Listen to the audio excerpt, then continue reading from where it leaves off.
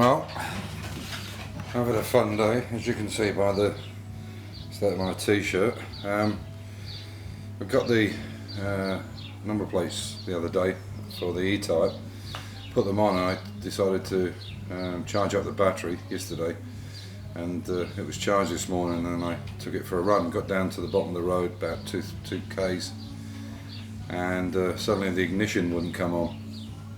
And I thought it was actually the ignition barrel, because I meant to put a new one in, but I put the original one in from the car when I bought it as a restoration project.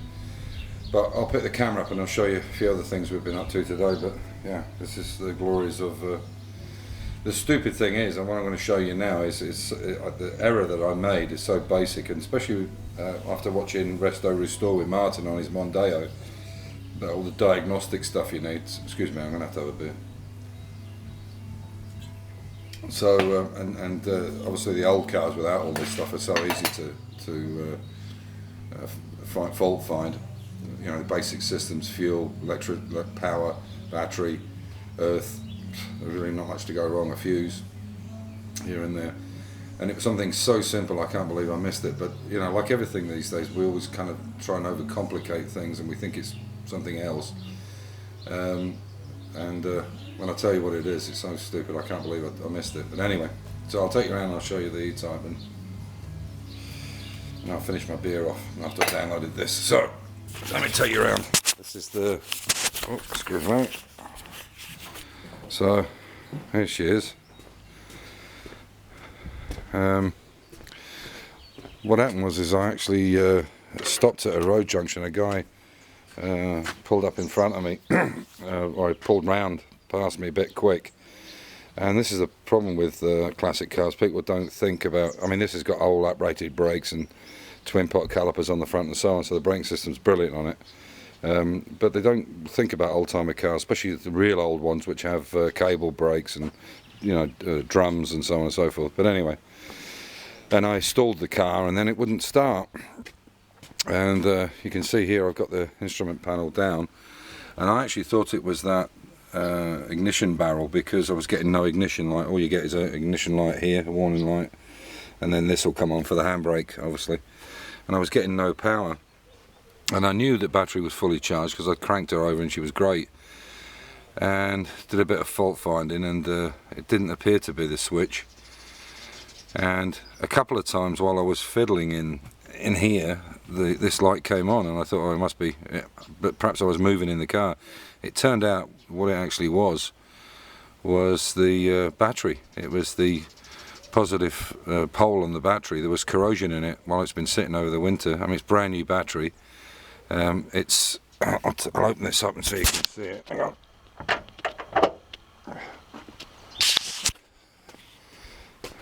So these are the locks for that.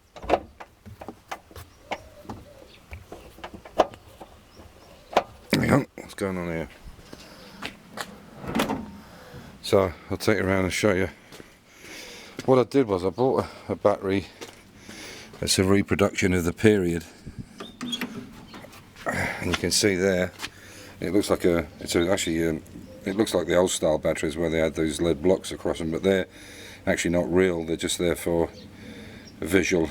And what it was this connection here. And what happened is there was quite a bit of corrosion, and I just didn't realise how quickly the corrosion was. And what it is, there's a bit of an air gap in between it, and that's what caused the problem. Stupid, and you know, what happened was I tried to short across the battery just to double check, and there was nothing. It wasn't until I put it on the pole that I actually got a short on it.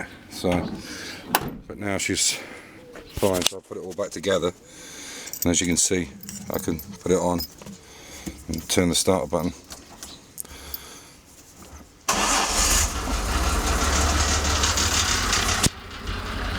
They were a bit cranky when they first started because it takes a bit of oil pressure.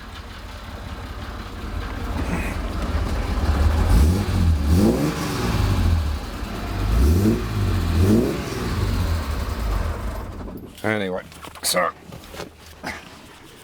yeah, in. We have a dog next door, a bitch that's on heat, and she's just round here constantly. Anyway, so put all that back together. The other thing is a neighbour of mine who's just built a new house a couple of doors up. He's got a XJ6, a 1970 XJ6, and he has to put it through the MOT like he would every year, and it failed. There was some wear on this side. I'll take it around and show you. And basically what it is, it's this hub bearing here. The bearing is damaged, and there was quite a bit of movement in the top. You couldn't feel it in the bottom, but you could feel it in the top of the tyre. So the bearings obviously needs replacing. But while it's out, I'll replace the inner and outer, and I'll do these Fulcrum bearings at the same time, because obviously it's got to be done. You've got to take it back off again to get the Fulcrum bearing. So I'll do it all in one for him. And it's exactly the same setup basically as the E-Type. I say exactly, there's a few different anomalies with this one, because this would have been it's a 70s car, and I think they started making the E-Type 74, the V12. I'm not even sure if the rear suspension on the V12 is the same, but I think it's similar. But the cage is much more open on this, the IRS cage that it sits in this thing, and it's a lot easier to get to the brake pads and so on and so forth compared to a Series 1 car for sure. Anyway, so that's a job I'm doing for him now. So, as it failed, and yeah. So there's always something. But yeah, it was very silly. I mean, I should have gone for the battery first, but I knew that it was fully charged. You can see even the lines out there where I had the battery charger this morning, or last night. I put this trickle charge on it, and it was fine. So I knew it wasn't the battery. I just never thought about the connection, something simple like that, but there you go. The thing I did yesterday as well, unfortunately my gas still hasn't turned up, because it's quite high. I think it's 82% argon, I think it is, and 8%, yeah, I think it's 80%, 82 or whatever it is, argon.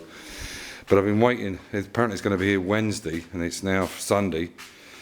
So what I have done is I've just rigged this up just temporarily, and I had these old casters, and what I'm going to do is now is when I get my gas back, I can weld plates and put this in the centre where you see those four.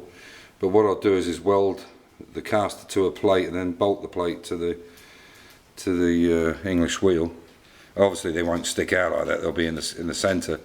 But I just wanted to see how well it would work in the height and everything, and it runs real nice.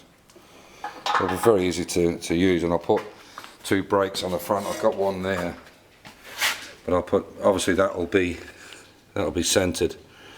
What I'll do is I'll weld a plate here and here in the center, and bolt this to it, so it's right in the center of it. And the nice thing about it now is it's actually at the perfect height now for the wheel. As you're wheeling it, it's absolutely perfect height. So that's another job to do Wednesday or Thursday when I get my gas back. So yeah, that's it for today. Yeah, couldn't believe it. I mean, you know, the classic cars can be an heartbreak, but I tell you what, compared to what Martin's doing and with that Mondeo, I mean, they're just a nightmare. The new cars, I'm convinced that we've got an Audi was it SQ5. It's a very nice car, extremely fast. It's something like 320 horse or something, I think this thing is.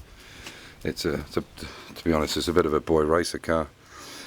Very nice, very fast. The acceleration is like 5.1 seconds to 100 kilometers. But you can't do anything with them. Without electronics diagnosis stuff, you can't do anything. With these old cars, as I say, you had a basic spark, fuel, and you can play with the carburetors and everything, but not with the new stuff. But there she is in all her glory. So, yeah. Anyway, so that's it for today. I'll do an update tomorrow, probably during the week. I've got family coming on Wednesday from the UK, and I'll do an update once I get some gas and start doing some extra work. But yeah, time to get her in the garage and then put all this console back together after all the pissing about. I was about an hour trying to find the issue, and because for sure I thought it wasn't the battery. But anyway, so take care. Thanks for watching in, and appreciate all the subscriptions and comments. Bye. Take care. Bye.